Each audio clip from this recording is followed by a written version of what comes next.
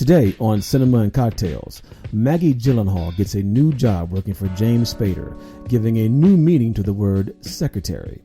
Claire Foy questions her sanity in the film Unsane, and Obena Nwachukwu gives us a very real and poignant view of the effects of gentrification in the new movie Residue.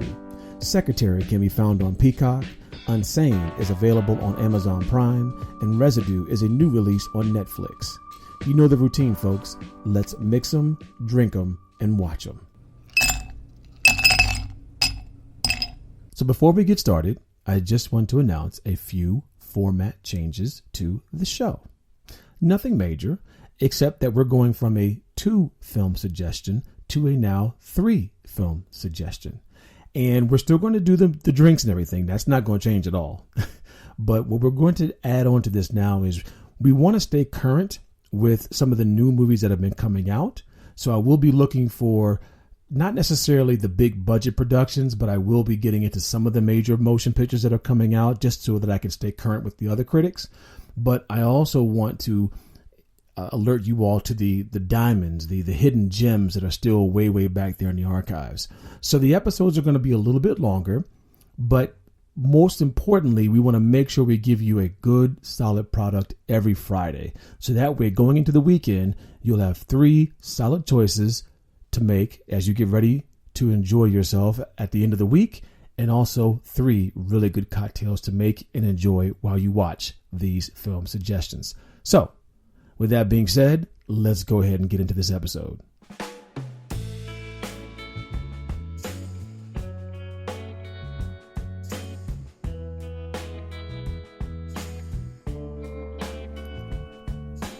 A young woman recently released from a mental hospital gets a job as a secretary to a very demanding lawyer.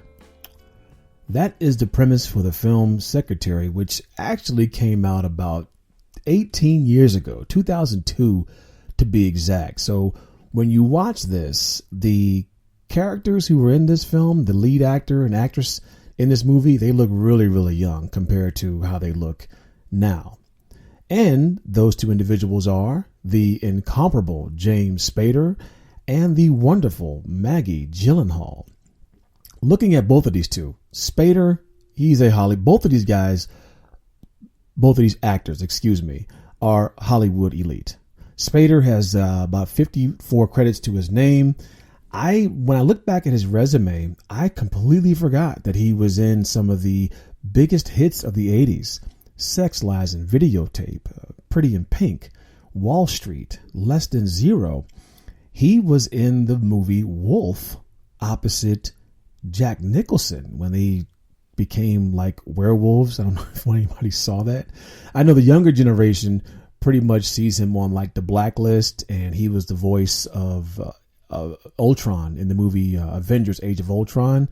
But many of us have seen him recently as the great Robert California in the Office series after Steve Carell left the show.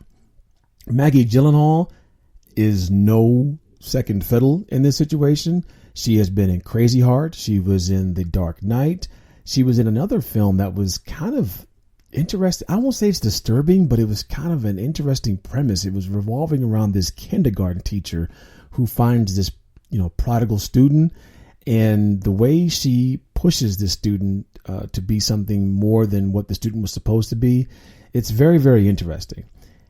When she played Candy Morell on The Deuce about that whole strip club, man, it was interesting because I think a lot of people, when they see Maggie, there's been questions about whether or not she's considered to be Hollywood sexy or whatever. But me personally, I've always thought she was attractive. I think it's the eyes and the way she just kind of carries herself. It exudes this kind of this undercurrent of sexuality. Like you're not quite sure exactly what you're getting until it explodes on you, for lack of the better phraseology. Forgive me. Anyway, Mr. Grey, played by James Spader. Now, it's interesting how he has the same name as the other guy, Christian Grey. I mean, you could actually argue that this guy is the original 50 Shades of Grey. I thought Spader was absolutely fantastic.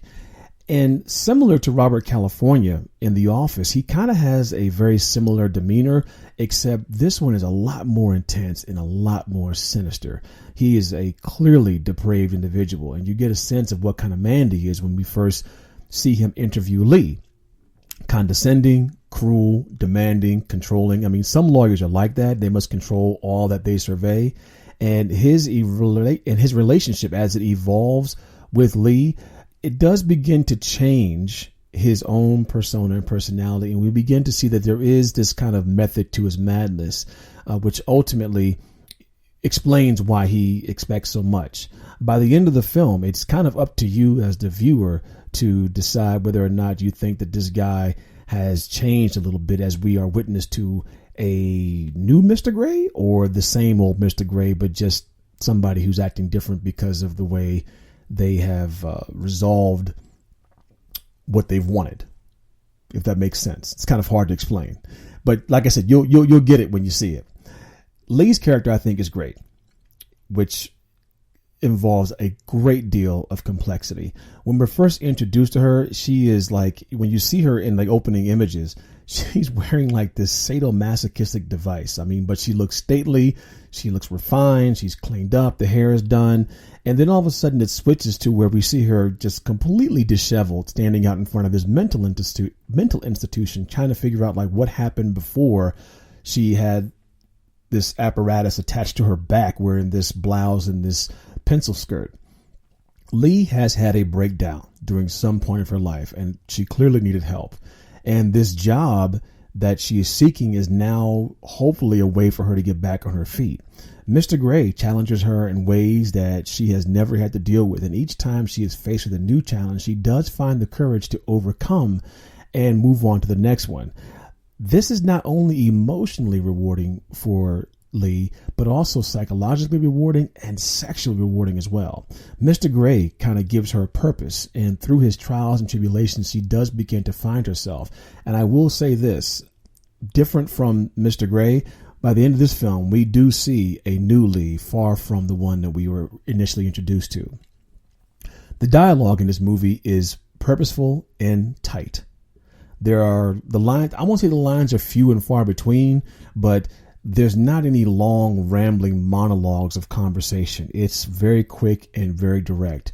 There is some voiceover to explain some of the things that Lee is thinking, but not much conversation between the two characters unless Mr. Gray is either giving her directions or telling her what to do or admonishing her.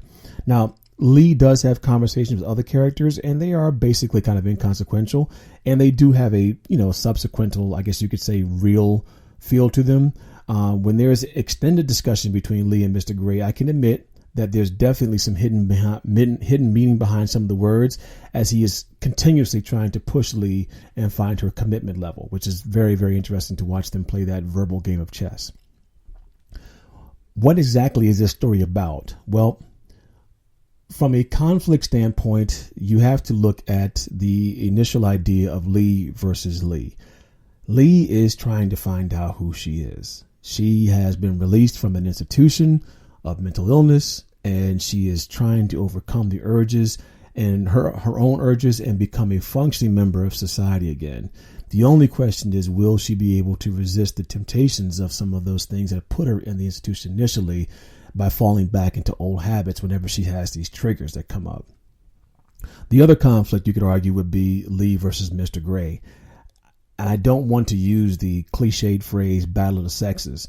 Mr. Gray has expectations for his secretaries. I mean, it explains how, like in the beginning of the movie, you see a secretary coming out crying as Lee is walking into the office, hopefully looking for the opportunity to be interviewed. If you meet him at his level, respect is gained. If you follow his directions, respect is gained. If you do as he says and capitulate to his whims and his desires, respect is gained. The only question is she willing to lose her self-respect in order to gain his? And therein lies, again, I guess you could say an internal conflict for Lee. Also the conflict against Mr. Gray of whether or not she's going to rise up and earn his respect. From a plot perspective, I thought this kind of had like a rite of passage story. Lee is definitely going through something. It's more or less like trying to overcome her own issues while she is trying to find her place again in society and give some direction in her life. The issues that she's dealing with, which I really don't want to get into because they are a major plot device, but these issues that she has to overcome will definitely help her become a more or less a functioning adult. Her mom knows what these issues are and what caused them. And now Lee has to kind of venture out on her own path to try to find her true identity. And that's what this, to me, I thought that's what the plot story is like. Her trying to figure out as she goes on this journey who she really is and how to deal with the issues that she's dealt with in the past. Thematically, I could argue that this was a more of a transformative theme. To me, when I saw Lee in the beginning of the movie, it's almost as if she's like a caterpillar and she's going through this chrysalis on her way to becoming a butterfly. I thought that Lee was an evolving character who finds her inner strength that, flows throughout this entire movie. She is becoming, not like Michelle Obama becoming, but she is becoming. And the process through which she is becoming is where the controversy in the film lies. The sadomasochism and the male domination, man, it makes it kind of a tough watch. And I don't know if you could actually make this kind of movie in today's climate, especially after the whole Me Too movement. And I also question, would an older Maggie Gyllenhaal take this role? I mean, she did it when she was younger, not because I think she felt that she needed to take it in order to break into Hollywood, but I mean, everyone takes a risky role with the hopes of being noticed. And man, this one definitely makes you notice her. Lee, the character, has to subject herself to some really, truly humbling moments. And there's also a kind of like an element of a woman taking control of her life. I mean, after being controlled by her parents, having to deal with the institution, seeing her fight her way through the situation with Mr. Gray, she is kind of finding her own voice. And I do think that is kind of interesting as she goes from the old Lee to the new Lee by the end of the movie. Now, the structure of the film I thought was very well balanced. In the first act, we're introduced to Lee and the issues and the problems that she's dealing with.